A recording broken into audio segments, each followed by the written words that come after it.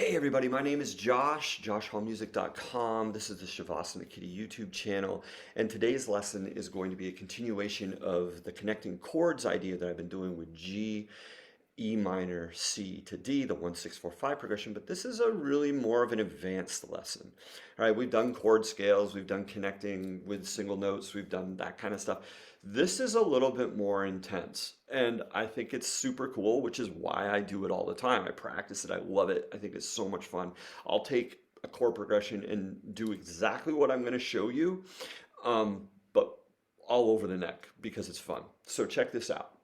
I'm going to add first a diatonic 7 to each of the chords I'm playing. So G becomes G major 7. The next note in the scale that I could add to this chord every other note would be an F sharp. And so G, B, D, F sharp. And that F sharp is represented right here by my middle finger. I've got my ring finger. So G, F sharp, B, D. That's how I'm spelling that. And then the next chord, E minor, would be E minor 7.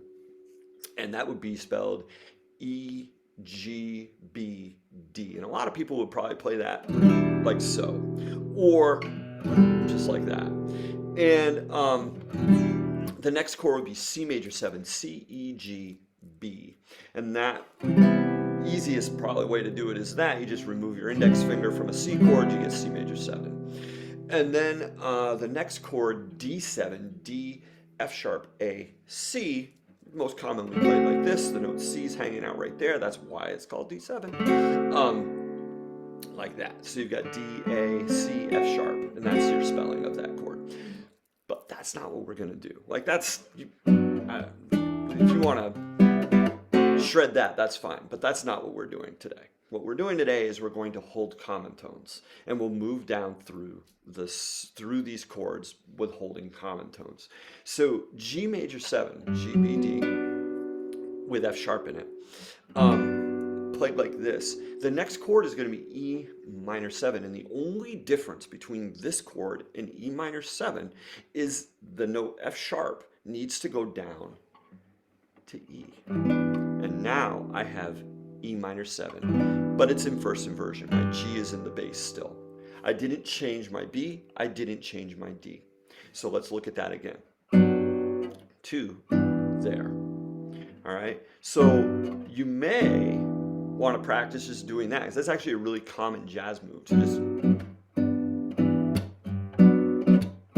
people, you can just play that. Anytime you see like a G chord, you could substitute G major 7 to G6 or E minor 7 in first inversion over and over and over again, and it's basically that you could do that. It's awesome. Okay, next chord. We need to go to C major 7. The only note that's different between E minor 7 and C major 7 is this note D has to become a C. And so there's that. So I'll just spell it for you. G, E, B, and C. All right, there's that.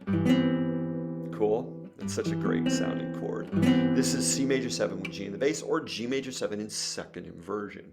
So let's cycle those chords. We got G, E minor 7 in first inversion, C major 7 in second inversion.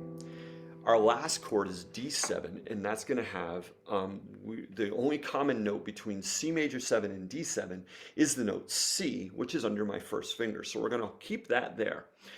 I'm going to play F sharp in the bass. I'm going to have the open D string, and I'm going to have my third finger play the second fret of the G string on the note A, and now I've got D7, just like that. This is in first inversion, so the F sharp's in the bass, and then I could go back to G major 7, I could end it like that, but here it comes. So now here's the whole cycle. This is one way. All right, we're just going to go G major 7, E minor 7 in first inversion, C major 7 in second inversion, and then D7, like so. One more time, we'll go to E minor 7, to C major 7, to D7. All right. And so that's one way to do it. The way I tend to mess around with this stuff, though, is to get it out of this position, and I bring it up higher on the neck, and I move. So I'm going to show you that. So here's G major 7. right up here, I'm at the 10th fret of the A string, playing a G major 7. So this is G, D, F sharp, and B. G, D, F sharp, and B. That's my spelling on the way up here. So once again, the only way to change between these, or to go to E minor 7 next, would be to shift this F sharp underneath my middle finger here down to E, which is right there. And so now I'm in E minor 7 in first inversion. That changed. Boom, boom. Now if I want to move I can move D to C to make C major 7. Now I'm in C major 7 in second inversion, or with G in the bass. And then if I want to play D7, slide down to F sharp, C's right there, D's underneath that finger, and then A's right there. And that gives me that sequence. So listen to this. I'm just going to like pick through it as though it was like a little classical etude. And E minor 7, C major 7,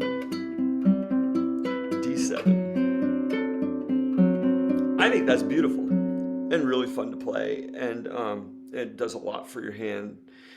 Let's keep going down. So F sharp is the 7th of G major 7, so I'm going to keep that. I'm going to play B right here, D right here, and G right here. So now I'm playing the 4th inversion, or second, third. Yeah, this is with the 7th in the bass of G major 7. So like so. To play E minor 7, all I have to do is bar with this finger, and I can cover, and I get E, B, D, and F sharp, and G right there, and that gives me my E minor 7, which is super cool. Now, the next chord, C major 7, from this position is really awesome, but hard. You're going to take your middle finger, put that on E, your pinky is going to play B, your index finger is going to play C at the 5th fret of the G string, and your ring finger is going to play G on the 8th fret of the B string. It's such a cool sounding chord and absolutely lovely. All right, so that move from E minor to C major 7 in first inversion is pretty tricky, but totally worth it. And then from here you're going to go to D7. And we'll go bar with our index finger at the 5th fret, 3rd finger holding A, pinky on F sharp on the B string, and that gives you that. So let's listen to that whole sequence. That's starting right here with our F sharp under our 3rd finger, and we got G major 7 to E minor 7, and comes the C major 7 and D7. That's so cool. You can start it over. And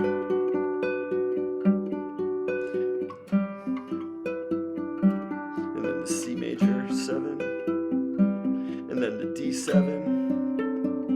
And then the G major 7. And then the E minor 7. And then the C major 7. D7. I love it. And then from here you can keep going down. You got D, G, B, and F sharp. There's your G major 7 in second inversion, so the 5th's in the bass. To play E minor 7, all you got to do is move this finger down to the E. That's so cool. And then we've got C major 7. You got C, G, B, and D. And then the coolest version of D7, one of the coolest versions, I think, C's in the bass. I'm going to play F sharp under my pinky right there, A right here under my index finger, 2nd fret, and then D on the 3rd fret of the B string there. And that's D7. I love that version of D7. It's got the 7th in the bass. It sounds so good. And so let's do that cycle. We've got D, G, B, F sharp. There's our G major 7 in second inversion. We'll move our E. We'll do C major 7 and then D. That's so cool. And then I guess we'll finish by just playing that, or we could do that, or we could do that, or we could do that. I don't know. So let's do the whole cycle. So starting up here at G major 7, we'll just pick through it, and then E minor 7, C major 7, D7, G major 7, E minor 7, C major 7, D7, G major 7, E minor 7, C major 7, D7, and there we go. All right, so if you thought that was kind of fun, and you want to actually see the fingerings for it and that sort of thing, you could sign up for my newsletter at joshhallmusic.com. The newsletter comes out, and I often have the lesson in it that I've just shown, and in it will be all of the description of how I did it, where I came up with it, and then the fingerings for what I did, and that can be useful. People like that sort of thing, I suppose. Anyway, if you thought that was fun, then there'll be more coming, because the guitar is an endless source of awesomeness. Have a great day. We'll see ya.